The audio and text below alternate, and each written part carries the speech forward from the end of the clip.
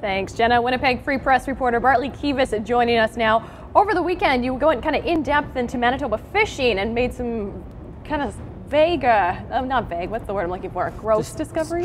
Disturbing discoveries. Yeah, well, for a very long time I wanted to do a story about bycatch, and that's the fish that get thrown away or not used when you fish for something you really want. In Manitoba, the most valuable fish is walleye. We call it pickerel here. It's sold everywhere else in the world as walleye. And as a result of the walleye fishery, you typically get other fish. In some other lakes, like Lake Manitoba, you might get a lot of other fish. There's species like white sucker, sounds like fun, right? People call it mullet, and carp and freshwater drum. These fish are edible, but millions of kilograms, and I'm literally millions, are tossed on the ice every year or tossed back in the water and not eaten. And that's just always the way it's been.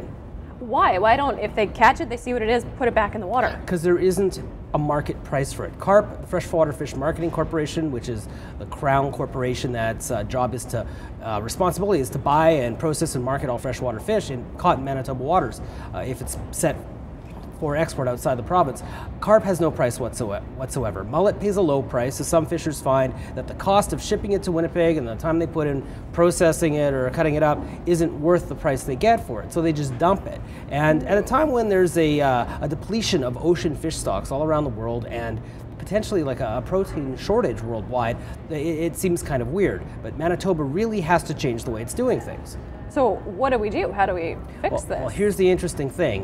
There is an increasing awareness among consumers that they want to eat environmentally friendly food, especially fish and seafood. And places like Walmart and Loblaw soon will only buy fish that is eco-certified. So Manitoba Fisheries and Manitoba Conservation and Water Stewardship are in the process of trying to eco-certify all their fisheries. They're starting with Waterhen Lake. That's a lake, it's one of the large lakes in the Western Inner Lake, and they eventually hope soon to have all the bycatch counted up so they can get a stamp of approval and eventually get all the lakes in Manitoba eco-certified, but that's a difficult thing.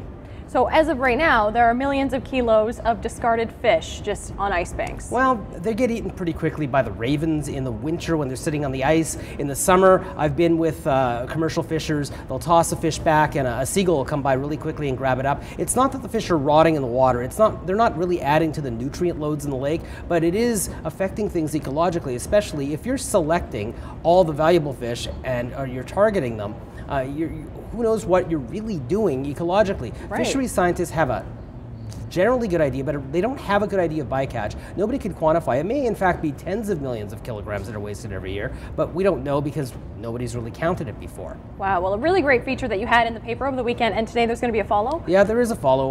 The federal minister, the federal MP for Selkirk Inner Lake, James Bazan, is not happy with the way the province and Freshwater Fish Marketing Corporation charged some folks who were attempting to export rough fish to the U.S. on their own. They had a license, that license was taken away, and they've pleaded guilty, but this is heading through the courts now. Well, a complex story, one to follow. You can find that story in the Winnipeg Free Press today. Thanks, Bartley. You're welcome. Looking forward to having you back in a couple weeks. We're taking a quick break here on BT.